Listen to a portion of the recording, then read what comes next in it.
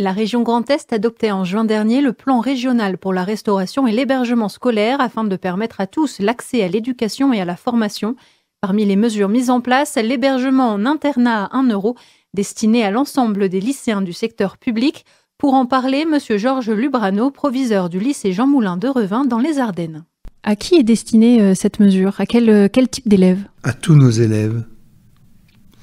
C'est la réponse que je vous ferai, parce que d'abord, c'est pas un établissement qui ferme ses portes et qui met des critères de sélection là-dessus. Donc, c'est à tous les élèves qui souhaitent être dans des dispositions d'un accompagnement, par exemple. Des élèves qui souhaitent être calmes et pour pouvoir avoir tous les éléments à disposition pour suivre leurs études, qui n'ont pas forcément besoin de nous, mais qui ont besoin de cette structure.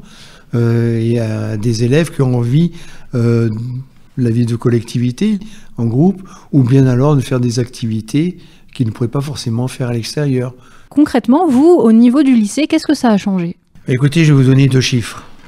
De nombre, plus exactement, c'est le nombre d'élèves qui ont fréquenté, donc 39 élèves il y a 2 ans, et nous sommes à 54 élèves à ce jour.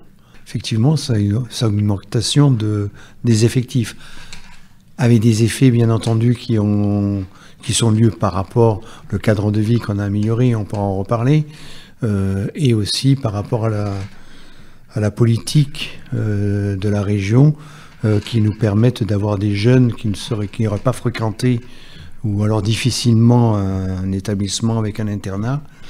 Par le coût, 1 € la nuitée, ça permet à des familles de faire venir des élèves, leurs jeunes, de lieux un peu plus éloignés. C'est le cas justement chez vous. Il y a des élèves qui viennent de l'extérieur de Revin. Bien sûr, c'est une majorité déjà. On a des jeunes qui viennent de Charleville-Mézières, nous avons des jeunes qui viennent de Rethel, nous avons des jeunes donc de Reims. Effectivement, nous touchons au niveau géographique des jeunes d'un peu l'ensemble de l'académie. Mais pas seulement. On a des jeunes aussi qui viennent de Revin. Parce qu'on pourra en discuter si vous le souhaitez. Ça permet de mieux les suivre. Alors pourquoi viennent-ils de Revin ou de Recroix alors qu'il y a des bus, 10 minutes D'abord parce qu'il y a un suivi avec eux, personnalisé. Et pourquoi les parents accepteraient-ils de payer un surplus alors qu'ils habitent à 10 minutes ?